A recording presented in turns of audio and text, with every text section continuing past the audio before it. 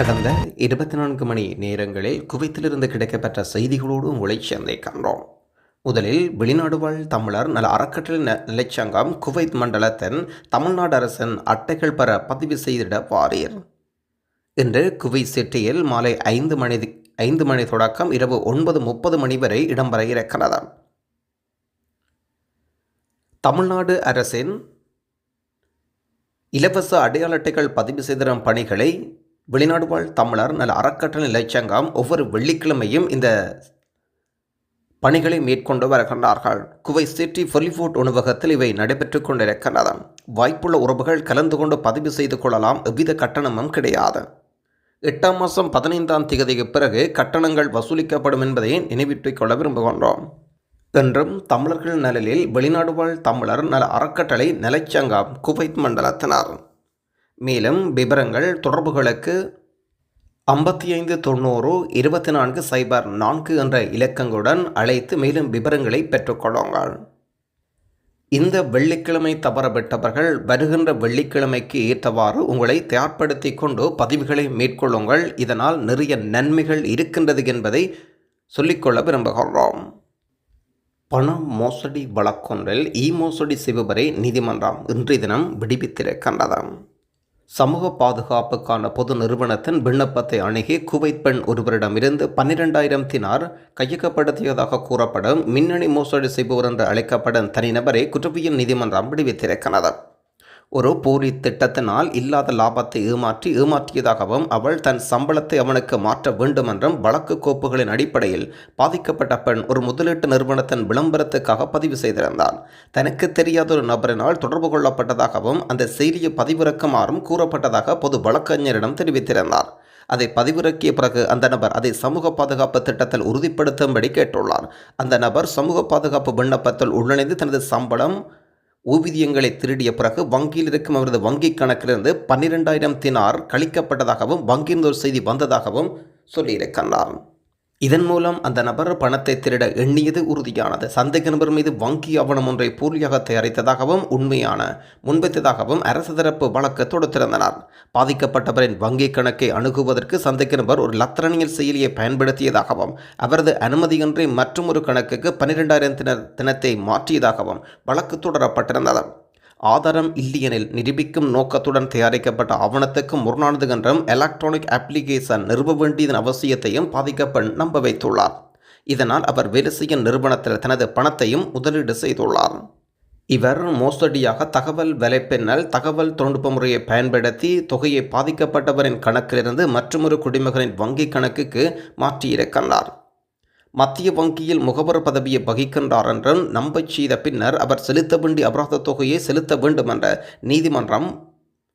நீதிமன்றத்தினால் உத்தரவு வழங்கப்பட்டிருக்கிறது. சட்டத்தினால் அனுமதிக்கப்பட்ட வழக்குகளை தவிர மற்ற வழக்குகள் நடந்தால் அவரது கைது செல்லாது என்று கூறப்பட்டிருக்கிறது. தேவையற்ற ஆப்ஸுகளையும் இறப்பதை முழுமையாக தவிர்த்து விடுங்கள் என்று அந்த சோடிக்கப்பட்ட வழக்கு கடந்து செல்கிறது. இதில் பாதிக்கப்பட்டவர்களும் ஏமாற்றப்பட்டவர்களும் 2 பேரும் குவைத் நாட்டைச் சேர்ந்த குடிமக்கள். குவைத்தில் இருக்கும் உயிர் நிறுவனம் ஆன KOCL தனது அல் அகமதி மருத்துவமனையில் பணிபுரியும் குவைத்தில் வசிக்கும் அனுபவம் வாய்ந்த குவைத்தீஸ் மற்றும் வெளிநாட்டவர்களுக்கு மருத்துவத்துறையில் வேலைவாய்ப்புகளை வழங்குகின்றார்கள். பல் மருத்துவம், செவிப்புலன், பார்வை சிகிச்சை, ஊட்டச்சத்து, மருந்தகம், கதிரியக்கவியல், பிசியோதெரபி, ஆய்வக தொழில்நுட்ப வல்லுநர்கள், வாய்வழி மற்றும் பல் சுகாதார தொழில்நுட்ப வல்லுநர்கள் பலவற்றில் நிபுணத்துவம் பெற்ற பதவிகள் இருக்கின்றன. விண்ணப்பங்கள் ஏற்றுக்கொள்ளப்படுகின்றது. ஜூலை 24ஆம் தேதி வரை விண்ணப்பங்களை நீங்கள் அனுப்பி வைக்கலாம். KOC நிறுவனத்திற்கு தேவையான தகுதிகள் கூடுதலாக வெளிநாட்டவர்கள் மாற்றத்தக்க விசா இருக்க வேண்டாம். குவைத் எண்ணெய் நிறுவனத்துடன் இணைந்து அல் அகமதி மருத்துவமனை பல்வேறு மருத்துவ சேவைகளை வழங்குகின்றன.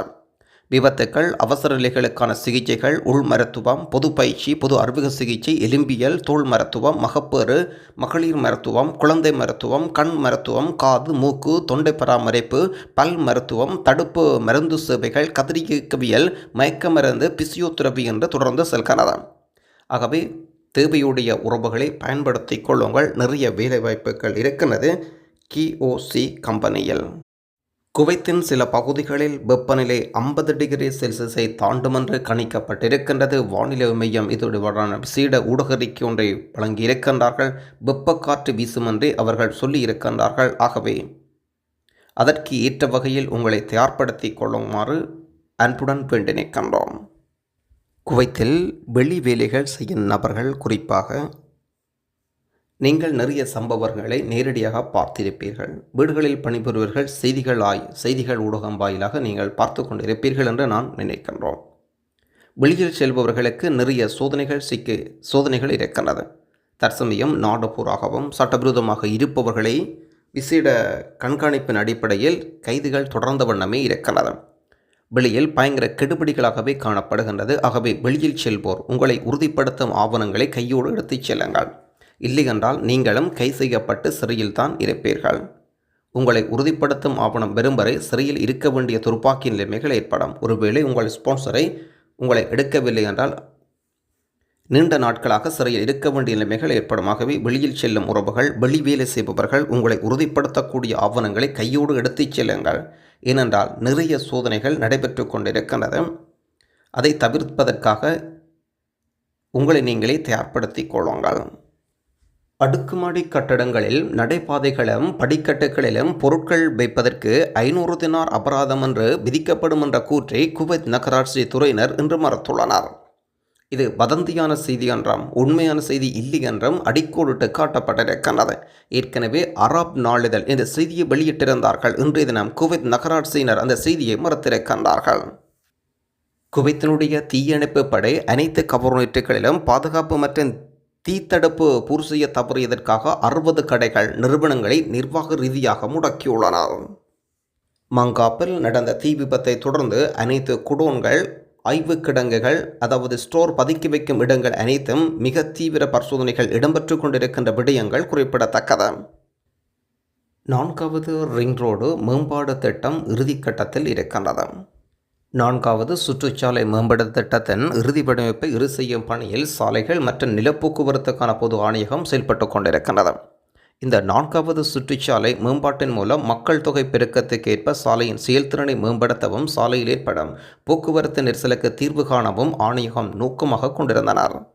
இந்த திட்டம் 17 கிலோமீட்டர் நீளம் கொண்ட பல குறுக்குவெட்டுகளை கொண்டிருப்பதுடன் இது ரவுண்டானாவிலிருந்து சால்மியா பகுதியில் இருக்கும் அல் முஹிரா சந்திப்பு வரை உள்ளது.